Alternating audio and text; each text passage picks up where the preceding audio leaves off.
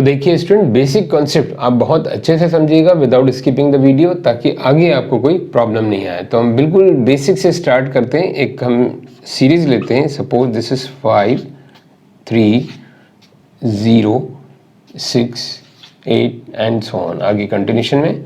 फिर इसी सीरीज को मैं लिखता हूँ 5 3 0 6 8। तो देखिए दोनों में डिफरेंस क्या है। ये सीरीज का हमें फर्स्ट नंबर पता है लेकिन लास्ट नंबर नहीं पता, कंटिन्यूशन में आगे में नहीं पता। और इसका फर्स्ट नंबर पता है, लास्ट नंबर भी पता है कहाँ ये स्टॉप हो रही है। तो इन दोनों को हम डिनोट क्या करेंगे, इसको हम बोलेंगे इनफाइनाइट सीरीज और इसको हम बोलेंगे फाइनाइट सीरीज।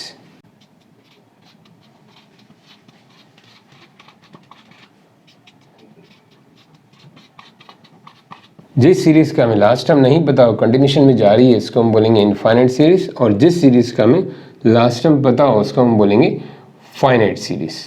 अब स्टूडेंट अगला कॉन्सेप्ट समझने के लिए एक एग्जांपल लेते हैं। एक एम्प्लॉय है, ज्वाइन करता है कहीं, तो उसकी फर्स्ट ईयर में सैलरी 25,000 है, देन इंक्रीमेंट होता है 1,000 का every year.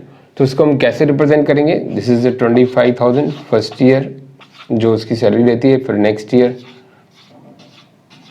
26,000, then 27,000 and so on.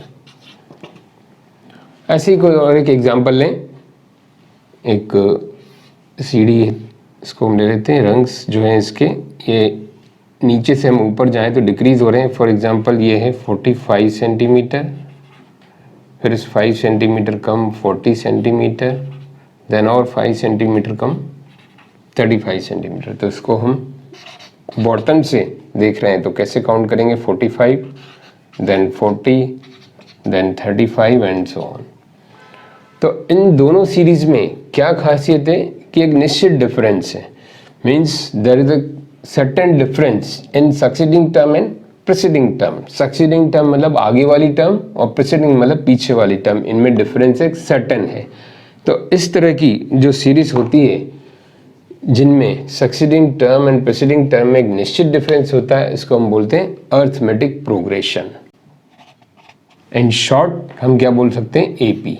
In short हम आगे चल के क्वेश्चंस में यूज करेंगे AP. Arithmetic progression means a series in which having the common difference between succeeding term and preceding term. आगे की टर्म एंड पिछली टर्म में एक निश्चित डिफरेंस है, तो उसको हम बोलते हैं अर्थमेटिक प्रोग्रेशन। अब देखिए स्टूडेंट, इसमें फर्स्ट टर्म को जो डिनोट करते हैं, जैसे फर्स्ट वाली है तो इसमें हम फर्स्ट टर्म क्या लिखेंगे, 25,000। तो उसको फर्स्ट टर्म को हम डिनोट करते हैं स्मॉल ए से, और इसमें जो कॉमन डिफरेंस है इसको हम डी से डिनोट करते हैं, दैट इज 1,000। अब ऐसे ही अगली वाली सीरीज में a first term is 45 and common difference is -5। यहाँ ध्यान रखिए ये डिक्रीजिंग ऑर्डर में है और हमारा फॉर्मूला क्या है इसका, difference between succeeding term and preceding term. अगली टर्म आगे वाली टर्म माइनस पिछली टर्म, उनका जो डिफरेंस है उसको हम बोलते हैं कॉमन डिफरेंस। एंड एक और टर्म आपको मैं बताऊं, सपोज ये सीरीज फाइनाइट है, मैंने कंटिन्यूशन वाला ये हटा दिया है। फाइनाइट मतलब हमें पता है लास्ट टर्म ये है और इसकी लास्ट टर्म ये है, तो हम लास्ट टर्म को जो डिनोट करते हैं एल से करते हैं। इसका एल कितना है, 27,000, और इसका एल यानी लास्ट टर्म है 35। अगर लास्ट टर्म मतलब बहुत आगे तक हो तो एल से करते हैं, और हमें पता है यहाँ पर 1 2 3, तो हम एल की जगह A3 भी कर सकते हैं। A3 और L, A3 और L। A3 means third term, A1 A2 A3, तो A1 A2 A3 से कर सकते हैं या लास्ट टर्म से, एंड फर्स्ट टर्म हमेशा A से करेंगे। And D is a common difference. ये इसके थे बेसिक जो टर्म्स हैं, आगे जाके आपके यूज होंगे। नाउ स्टूडेंट, सबसे इंपॉर्टेंट कॉन्सेप्ट देखिए, ये जितनी भी सीरीज है इन जनरल इसको कैसे रिप्रेजेंट करते हैं। सपोज इन जनरल हमारे पास कोई नंबरिंग कोई एग्जांपल नहीं है, फर्स्ट टर्म ए है, फिर कॉमन डिफरेंस डी है, तो मतलब ए प्लस डी। जैसा कि अब मैंने आपको बताया था, कॉमन डिफरेंस मतलब दोनों में डिफरेंस डी होना चाहिए। देखिए इसमें से इसको माइनस करेंगे डी, तो अगली टर्म्स के हिसाब से क्या होगी, ए प्लस 2d। तो हम एक ऐसी सीरीज ले रहे हैं जिसका फर्स्ट टर्म ए हो, कॉमन डिफरेंस डी हो, देन ए प्लस 3d। तो ये जनरल रिप्रेजेंटेशन है किसी अर्थमेटिक प्रोग्रेशन का, ए प्लस डी, ए प्लस 2d, ए प्लस 3d। अब यहाँ एक खास बात आप ध्यान दीजिए, फर्स्ट टर्म को हम ऐसा भी लिख सकते हैं, ए प्लस 0d, ये आपको लिखना ही है, इन जनरल एक कॉन्सेप्ट बता रहा हूँ। देन ये एज इट इज आ जाएंगी a plus 2d, a plus 3d। हम चाहें तो ऐसा भी लिख सकते हैं a प्लस 0d, क्योंकि यहाँ पर a d नहीं है, d आगे बढ़ता जा रहा है। तो in general first term 0d, second term यहाँ d 2d 3d ऐसा बढ़ता जा रहा है। तो nth टर्म क्या होगा, देखिए ये इंपॉर्टेंट है बहुत, nth टर्म ऑफ सीरीज, और we can write an, a और यहाँ शॉर्ट में छोटा n लिखना है, नीचे an nth टर्म। मतलब हमें नहीं पता, हाँ 100वीं टर्म, 200वीं टर्म, 500वीं टर्म, हो सकता है 23rd टर्म, तो उसके लिए एक फार्मूला फिक्स करने जा रहे हैं अपन। nth टर्म, nवीं टर्म क्या होगी हमारी, देखिए फॉर एग्जांपल मुझे ये वाली चाहिए, फर्स्ट सेकंड थर्ड फोर्थ, तो फोर्थ में d के साथ 3 है, हमें चाहिए थर्ड, तो d के साथ 2 है, तो n है, तो क्या होगा a plus n minus 1 into D. So this is a very very important formula which we have to use in questions.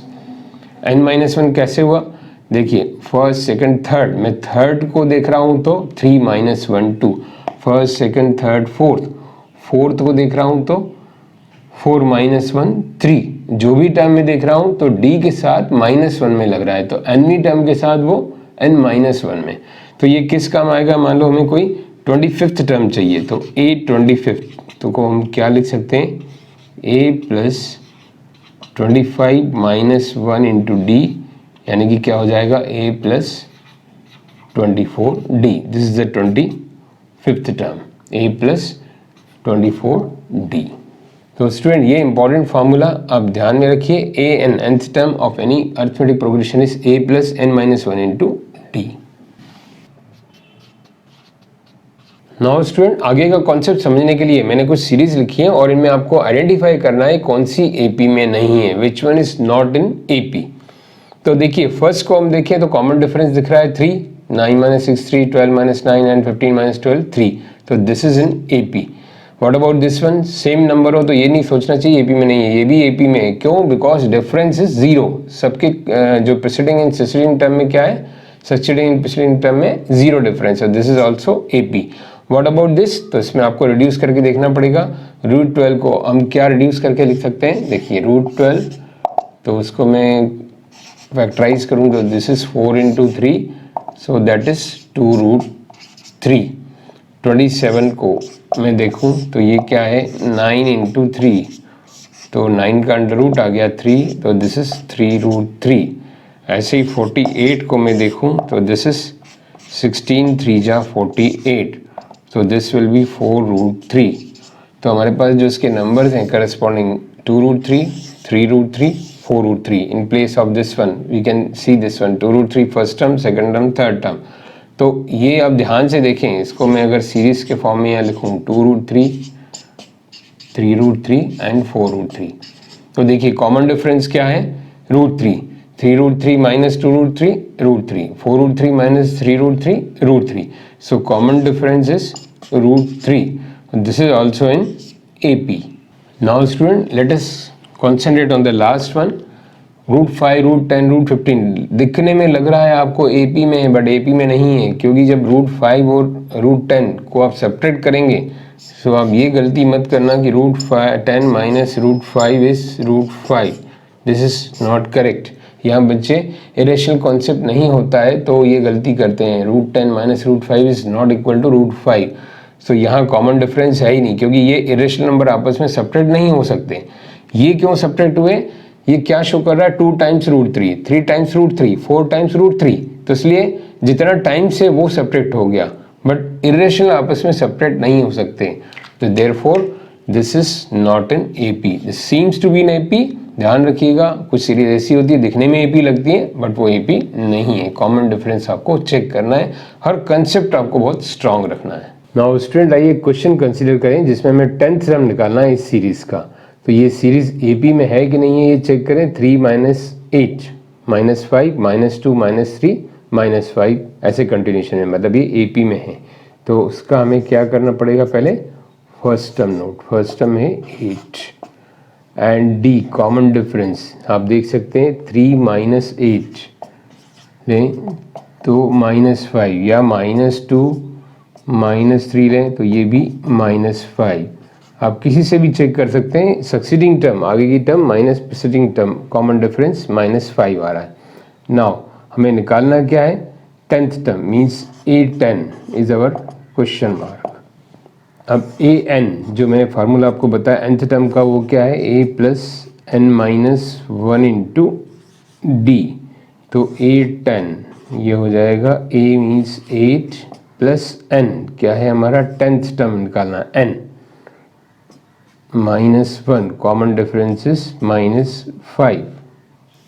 सो आगे इसको सॉल्व करें तो 8 प्लस 9 इंटू -5 8 -45 माइनस किया तो इट इज -37।